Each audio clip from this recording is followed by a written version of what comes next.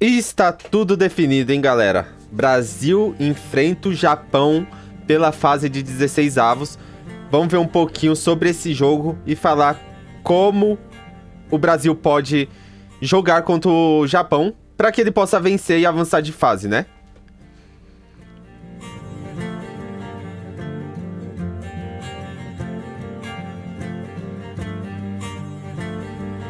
Fala galera, aqui quem fala é o David, bem-vindo a mais um Sala Verde.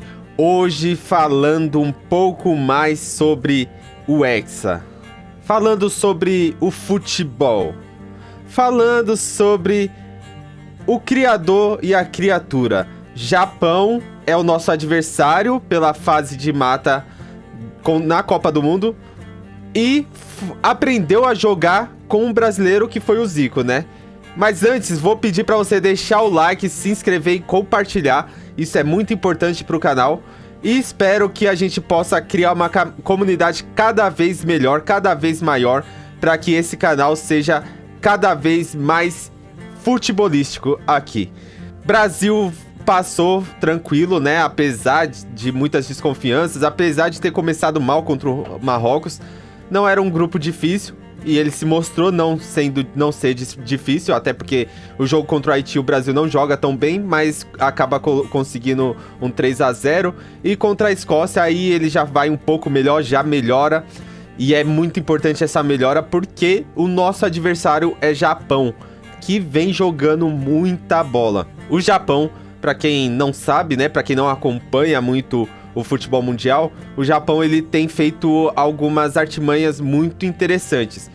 Por exemplo, já ganhou da Alemanha de 2-1 no amistoso, empatou nessa própria Copa do Mundo com a Holanda num jogaço de bola, onde que o Japão deu muita dificuldade para a Holanda. E a Holanda não é um time tão simples de se enfrentar, tá? E outras competições, em outros amistosos, em data FIFA, o Japão já vinha mostrando uma evolução muito grande, né? E nessa Copa do Mundo tá demonstrando que o futebol chegou no Japão, né? Depois do Zico ter ido lá e dado umas aulas para os japoneses, eu acho que eles entenderam um pouco mais. E os animes também têm ajudado, né, o japonês gostar de futebol. E quando o japonês gosta de alguma coisa, ele costuma ser um pouco chato naquilo que faz, né? Só olhar as Olimpíadas. Bom, eu tô com o SofaScore aberto aqui e eu queria mostrar um pouco sobre as estatísticas, falar um pouco sobre as estatísticas que tá para esse jogo, né, que tem desse jogo. E é muito interessante porque tecnicamente, você sente, e quem olha o futebol, quem entende futebol, sabe que é um jogo equilibrado. Principalmente porque alguns vão falar, o Brasil perdeu pro Japão no amistoso. Ok, perdeu pro Japão, mas a linha defensiva é completamente outra. E aí eu falo de linha defensiva não só dos zagueiros e laterais, mas estou falando também do goleiro. O goleiro, quando o Brasil perde, é o Hugo Souza. O zagueiro é o Fabrício Bruno. Hoje, toda a linha defensiva e o goleiro é completamente diferente. Eu vou me desculpar aqui por não passar tantas informações certas, corretas aqui, tantas informações certeiras, porque eu estou fazendo esse vídeo um pouco corrido. Tem muitos trabalhos acontecendo ao mesmo tempo e eu estou tentando dividir esse tempo para fazer esses vídeos aqui e criar um conteúdo legal. Mas é Copa do Mundo, né? Então é tudo muito mais corrido. Vamos lá para as estatísticas? O Brasil, Japão e Brasil, obviamente, jogaram 3 partidas, né? E aí, gols marcados. Isso daqui já é muito impactante. Por quê? Porque o Brasil marcou 7 gols nessas 3 partidas. E o Japão também. O Japão, ele, apesar dele ter empatado 2 jogos, né? Ele marca 7 gols também. Então mostra que o ataque do Japão é muito equilibrado e é forte também, porque ele não enfrentou seleções como o Haiti e como a Escócia, por exemplo, né? E ele conseguiu marcar e se classificar em segundo do grupo, né? Que poderia ainda ter se classificado em primeiro, principalmente pelo jogo que fez contra a Holanda. A média de gols por partida, obviamente, fica igual também, né? Porque fizeram 7 gols, então a média fica por 2.3. E gols sofridos, aqui o Brasil ganha. Mas eu tenho que ressaltar que o Brasil ganha muito porque ele enfrentou Haiti e Escócia. E não enfrentou uma Suécia de Gyökeres ou uma Holanda, né? Porque se fosse esses dois times, provavelmente o Brasil teria sofrido um pouquinho mais e poderia ter ganho os dois jogos, mas seria mais sofrido, teria tomado 1 ou 2 gols ali de cada uma das seleções. Apesar de que eu acho que o Brasil tem capacidade de ganhar dessas duas seleções também. Os jogos sem sofrer gols, obviamente, o Brasil ganha, porque ele passou 2, o Japão passou apenas 1. E aí, assistências. O Japão, ele tem 7 assistências contra 6 do Brasil. Isso é uma coisa muito interessante, por quê?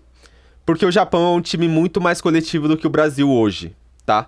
O Brasil, ele depende de que o Vinícius Júnior arrume um gol, ele depende de um passe diferente do Paquetá, que é o meio-campo, ele depende de uma jogada individual, seja do Endrick que entra do banco, do Neymar que entra do banco, seja do volante que entra do banco, Danilo Santos ou o Bruno Guimarães. Então, o Brasil ainda depende muito da individualidade. Já o Japão, principalmente quem assistiu o jogo da classificação do Japão, que foi contra a Suécia, e viu o gol, conseguiu perceber que o Japão é um time mais coletivo, né? Então ele sempre tá trabalhando para que a bola chegue no gol, não para que a bola chegue num jogador que vá resolver. O Brasil, ele vai sempre trabalhar para que a bola chegue no Vinícius Júnior, para que a bola chegue no Matheus Cunha para resolver, para que a bola chegue seja o Neymar que esteja em campo, seja o Endrick que esteja em campo, seja o Igor Thiago que esteja em campo. O Brasil vai trabalhar sempre por essas individualidades. Já o Japão é um jogo muito mais coletivo. E um jogo coletivo equilibrado. Tanto que a posse de bola do Brasil e do Japão é parecida também. A posse de bola do Brasil é 54%, jogando com seleções inferiores a que o Japão enfrenta, e a do Japão é de 51,3%. Então, é bom entender que pode ser que o Brasil opte por jogar no contra-ataque contra o Japão.